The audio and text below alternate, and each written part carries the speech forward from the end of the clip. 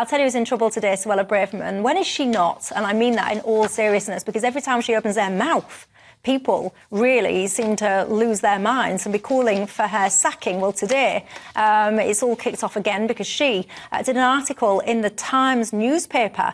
There's been this whole kind of argument about whether or not that was a sanctioned article or not. Apparently not.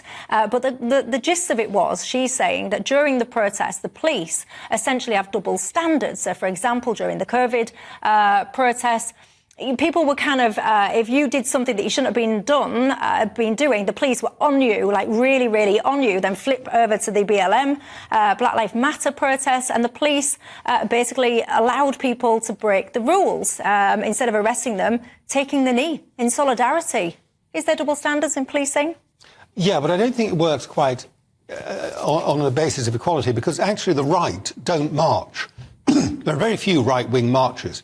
So you can't say the police treat right-wing marches one way and they treat left-wing marches the other way, just in a straightforward comparison. But what does happen is that as far as a lot of the left-wing causes are concerned, in the interest of what they call community relations, the police invite in, on a consistent basis, representatives of groups which are very often allied and sympathetic with those who are marching on the left, so that everything can be smoothed out in advance, and so it's all kid glove stuff. Whereas the moment you look like anything like white working class, especially if you have an England flag, I mean a cross of St George, anywhere near your person, you're treated as if you are a threat to the peace just for that. And I think people feel that very, very strongly, increasingly strongly.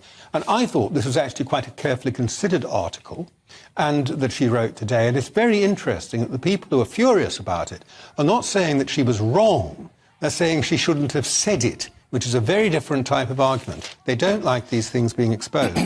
I read it, and I agree with you. I think it was a very considered article. It probably won't surprise many of you to know that I agreed with an awful lot of what she was saying. Where are you on it, Aaron? Yeah, this idea that white people with England flags are policed very harshly. I mean, if you just remember the scenes from the European Championships final in, what was it, 2021, there was a gentleman with a flare coming out of his backside.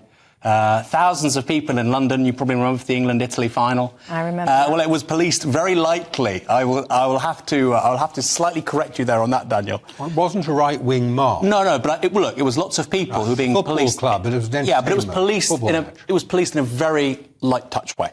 Yeah. And I think that's true with some of these protests too. And I agree, and I concede your point about the community relations.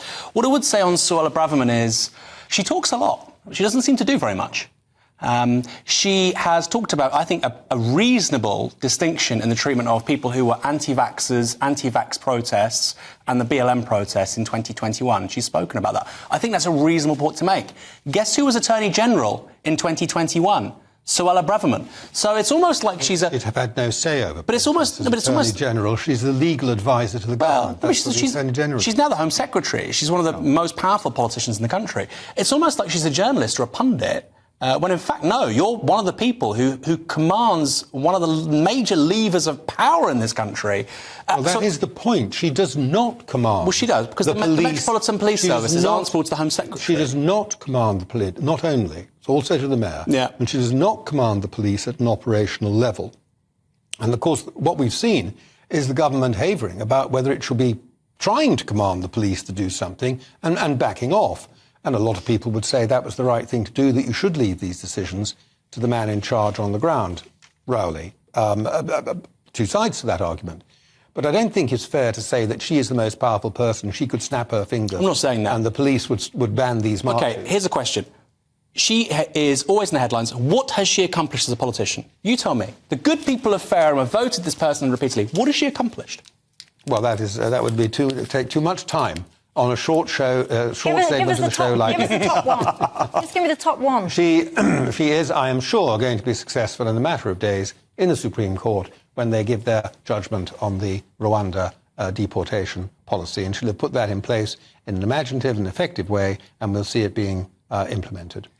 Some of the things that she says, for now, the issue is how do we as a society police groups that insist that their agenda trumps any notion of the broader public good, as defined by the public not by activists. That's what she's saying about when it all comes down to even-handedness.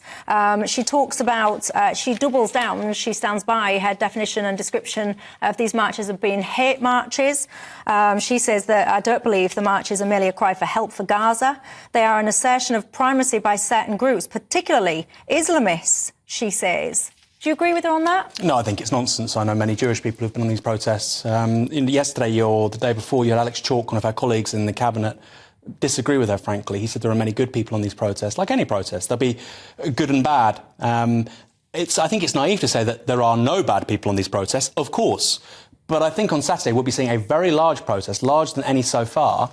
The idea that you have 500,000 Islamists on the streets of London is frankly ridiculous. And I think that is reflected in her polling with the public. I think about 16% of the electorate approve of the job she's doing. And I can see why. All she does is play to the cameras, do the press releases, and in terms of action and execution, not do very much.